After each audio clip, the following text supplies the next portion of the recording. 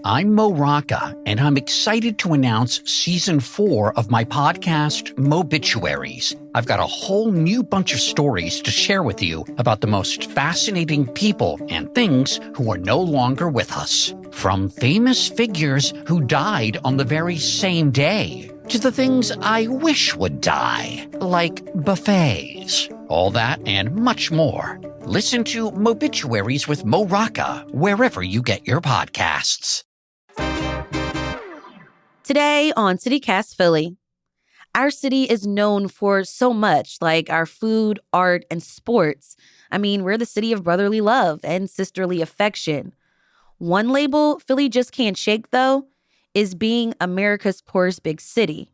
But has this label made any difference with addressing poverty in Philly? It's Monday, January 22nd. I'm Trinae Nuri, and here's what Philly's talking about.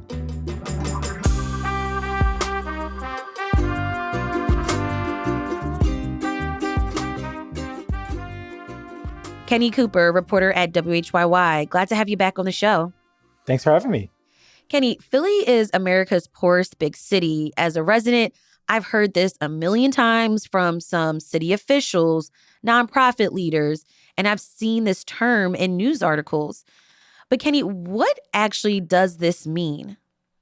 So when data researchers, when community leaders, when politicians, when anyone that uses this term is saying that Philadelphia is America's poorest big city, what they mean in a technical sense is out of the 10 most populous cities in the United States, Philadelphia has the highest poverty rate. And that is true. So when you look at the data, Philadelphia's poverty rate as of 2022 was 22.7%. It's actually a pretty sizable gap between the next largest top 10 city, which is Houston, whose poverty rate falls at 19.6%. So in a really literal sense of the meaning of the word, that is true. Philadelphia is still America's poorest big city. So by the numbers, poverty is really high in the city. How does poverty show up in everyday life? So for a story that I did for WHYY, I talked to someone that identifies as a working class Philadelphian. You know, the things that they share is that poverty shows up in their day-to-day life mostly through, just how they choose to pay their bills. I know it's a cliche at this point, living paycheck to paycheck, but that's truly how this, term manifests itself for people that live in Philadelphia. It's, how am I going to pay this bill? Which bill am I going to pay this month? Does this mean that I have to fall behind on another bill? How am I going to go put food on the plate for my family? These are the questions that, people have to ask themselves when you live in a city that has such a high concentration of poverty. So, Kenny, this is a frequently used label, poorest big city. Who actually uses this label? So going back to my time as a student at Temple University and also as someone that's always lived in and around the city for all of my life, I grew up in Cheltenham. I've always heard this term just as people just saying hey, this is the conditions that are currently happening within Philadelphia. Just as context for whatever, issue the city is facing. People like gun violence, for example, people use it all the time in that space. So really, it's used a lot by nonprofit leaders, especially politicians, to kind of advocate for some type of change or fix, whether that be more funding for an issue, whether that be for more attention. And because I guess the phrase rings so well and people can remember it, it does a good job, in a sense, at communicating the urgency of the issue, which is, just how Philadelphia stands apart when it comes to its poverty rate. It does also kind of bring a stereotype, though, because it just assumes that certain parts of the city are poor or that person, that place must be in poverty. My question is, when researchers use the label, what benefit does it bring? And that's really the heart of the question, right? When I was doing a lot of the interviews for this story, I spoke with Dr. Stephen Danley, who's the director of the Center for Urban Research and Education at Rutgers University, Camden. And he said the term is essentially a double-edged sword. Yes, it does benefit, in his words, the nonprofit industrial complex, because it does a good job at communicating the urgency of the issue. But at the same time, this term comes with a lot of baggage. It comes with the stigma associated with poverty that leads for a lot of people not to seek help to begin with. there's growing research that shows that, poverty has a stigma, and it has a not just like a social stigma, but a real tangible impact on people that are, facing it.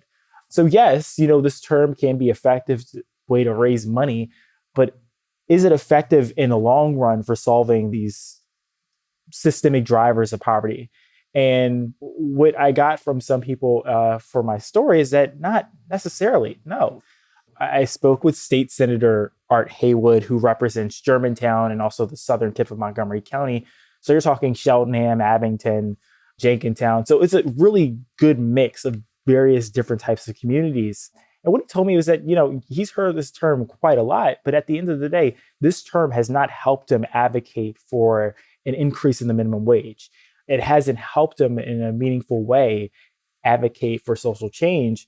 So in a sense, the value that the word had as this advocacy tool has kind of lost a lot of its juice. More on this story after the break.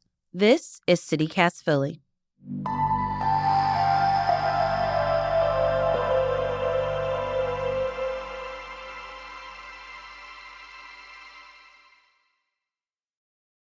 This episode is brought to you by JLL. Get an insider view into the world of commercial real estate with JLL's podcast, Trends and Insights, the Future of Commercial Real Estate. Whether you're curious about making cities more sustainable, the evolution of office space, or AI opportunities, this podcast will help keep you a step ahead. Tune in for candid conversations with business leaders about the biggest trends impacting how we live, work, and play. Subscribe to Trends and Insights now at jll.com/podcast.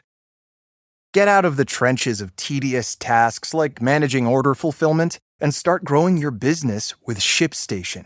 They'll help increase profitability by automating your workflow with their simple, easy-to-use dashboard. With it, you can pretty much do everything you need to quickly and easily. Update order information, print labels, compare rates, optimize shipments, and even set up automatic delivery notifications. And it doesn't matter where you sell. Amazon, Etsy, eBay, Shopify, ShipStation can integrate pretty much anywhere online. Another great thing about ShipStation? They can help reduce costs with industry-leading discounted rates from some of the biggest mail carriers. You might even be able to get up to 89% off USPS and UPS rates. So, make this year your most profitable one yet. Sign up for your free 30-day trial at ShipStation.com and use the code Spotify. That's ShipStation.com with the code Spotify. So, Kenny, can this term, poorest big city, be used in a harmful way? Yes. Yes. But mostly in the fact that it kind of ignores the actual thing that Philadelphia really stands itself out for. Yes, the poverty rate in Philadelphia is really, really high, but it's ignoring the elephant in the room, which is the broader regional context. And this is something that I spoke with Pew researchers for. When you take into account that Philadelphia in itself exists in the greater Philadelphia region, you have Montgomery County, Chester County, Bucks, Delco, and also the other communities that are in this metro region in New Jersey, which you find is a region that's actually not impoverished.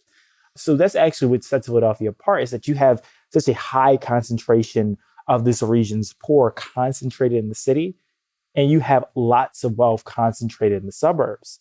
So when I spoke with a lot of these researchers, they were just telling me that this region really stands itself apart with the suburbs and the fact that they're really exclusionary when it comes to the building of affordable housing, the building of these bridges that can have people of lower incomes come into their community. And without that, you have this big economic income divide between these very neighboring counties that border each other quite closely. So ultimately, when you're using this term, it kind of leaves out the fact that it's impossible for people to leave Philadelphia and come back to Philadelphia. It's like this big barrier, these actual barriers that prevent people from leaving the city, or just the exchange of wealth from the counties to the city. Kenny, you just talked about the comparisons between Philly and its neighboring suburban communities like Bucks, Chester, Delaware, and Montgomery counties. Just how much wealthier are our suburbs? A whole lot wealthier, right? So when we were taking into account and using U.S. Census Bureau data on Philadelphia and these four collar counties, what we found is more than 25% of Chester County households earn more than $200,000, while in Philadelphia, just 8% of households reach that mark. Meanwhile, when you go to the opposite end of the spectrum, households earning less than, $15,000, that's about 15% of Philadelphia households. When you combine the other suburban counties, you're just passing that mark, right? So what you have is these really stark contrasts. Poverty is a big problem in Philly. So what did your reporting tell you about possible solutions? So what my reporting told me about possible solutions is that the most important aspect of this is the stigma. In order to break the stigma, you need to actually listen to the people affected by the problem. This can't be something that researchers and academics, journalists, politicians kind of talk over people and speak on behalf of people that are actually affected by this issue. So when we were talking to data researchers, they were like, look, we've gotten some of our best data, some of our best answers from focus groups where we were chatting with people about the label, who told them that, it wasn't a useful framework for them, at all, talking about experiencing poverty. But what they did enjoy talking about was the challenges, like this very specific challenges in their actual needs. So when I was doing the reporting for the story, that's why I think it's important to always bring it back to wages and housing affordability and hearing from, your lawmakers about what does it really take to get us across the finish line to actually get these changes that can help pull people out of poverty. As we've kind of been covering housing issues as part of our Young, Unhoused, and Unseen podcast, looking at youth homelessness, the thing that's kind of shared across all of the episodes is just the importance of actually listening to people and asking people, what do they need?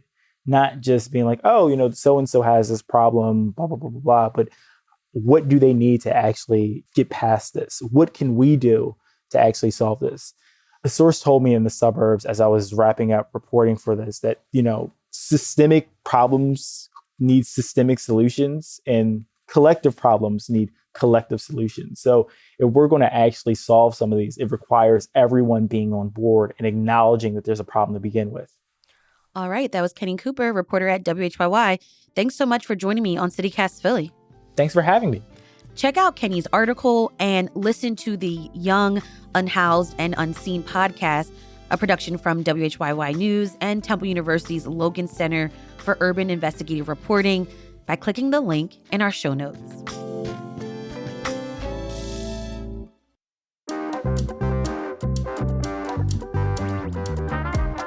That's all for today here on CityCast Philly. Let us know what you think of this episode. Rate the show, leave us a review, and hit that subscribe button. Be sure to sign up for our morning newsletter, Hey Philly, to learn more about what else Philly's talking about. We'll be back tomorrow morning with more news from around the city. Bye.